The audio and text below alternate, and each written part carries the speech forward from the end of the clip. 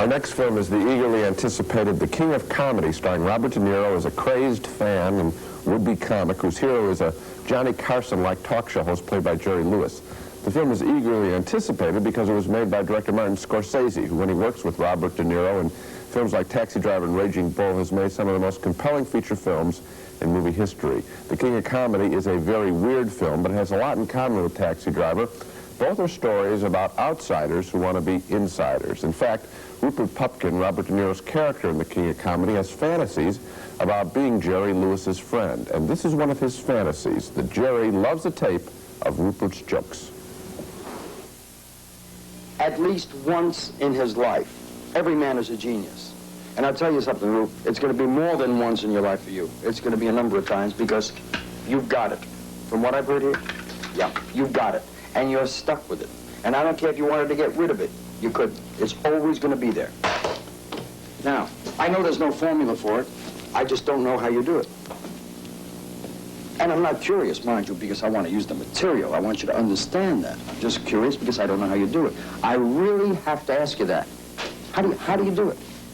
I think it's that I look at my whole life and I see the awful, terrible things in my life and turn it into something funny. It just happens.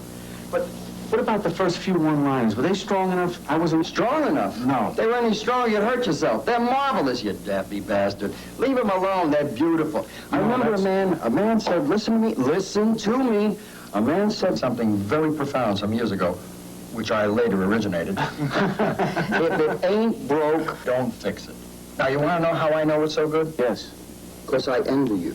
I hate you, but I envy you because it's purity, it's marvelous, it's humor based on you. No one else could do it but you.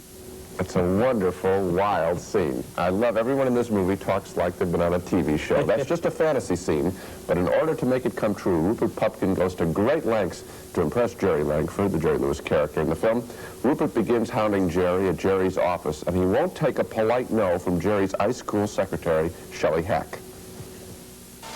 I bet you have a tape for me. Right here. Okay. Get your name on it? All right, we'll listen to it and get it back to you just as soon as we can. Thank you very much. When Jerry finds a moment, good. Thank you. When will that be? Actually, you can try me tomorrow. Tomorrow? Tomorrow, we might know something by then. Otherwise, Monday. Monday? Well, Miss Long, you know, I think what I might do is just wait here a while. Maybe Jerry will find a minute. Mr. Pupkin, you're really just wasting your time. We're not going to know anything until tomorrow at the earliest. That's really all right. I don't mind. I'm not wasting my time. I'm glad to do it. It's important to me, so I really don't mind. It'll probably be Monday. Monday? Monday. Well, I'll still wait. Really, I don't mind. It's okay. Tell you what. Why don't you try me tomorrow afternoon for sure? Tomorrow? Mm-hmm. What time tomorrow? 4:30. 4:30. Mm-hmm. I'll be here. Thank you. You're welcome. And thank Jerry. Oh.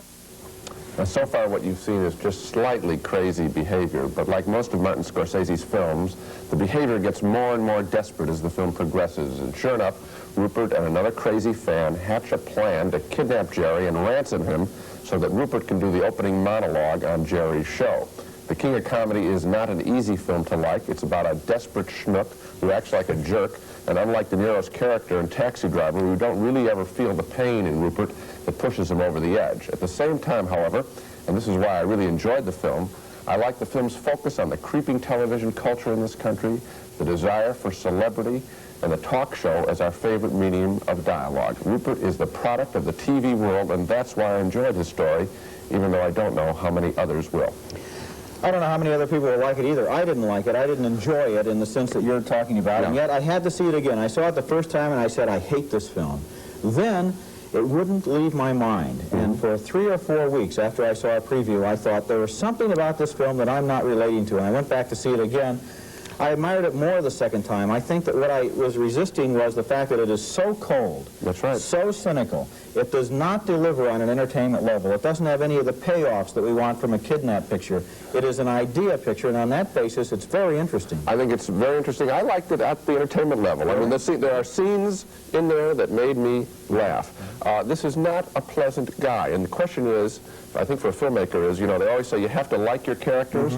I don't think Scorsese likes this Rupert Pupkin. I don't think Doesn't like anybody... anyone in this film. No, and I'm afraid that that's the difficulty of this picture, to appreciate it, is that there's no one that's very likable in it. But obviously the point of the film is that television is affecting everybody. Well, here's another thing. Now, Scorsese's films have always been so filled with life. You know, he's been this Italian-American from New York, and the films are always a riot of action and movement and music. Big music. And energy and passion. In this film, it's the music in that That's last right. scene is just, and the cold, isolated atmosphere of that waiting room sets the tone for the whole film. That's obviously what he sees is going on. We're going from lively music in his early films, rock and roll, to music. So in a way, the elevator. more I'm turned off, in a way, the better the film is working. That's the way it worked for me. Yeah. It worked for me. I enjoyed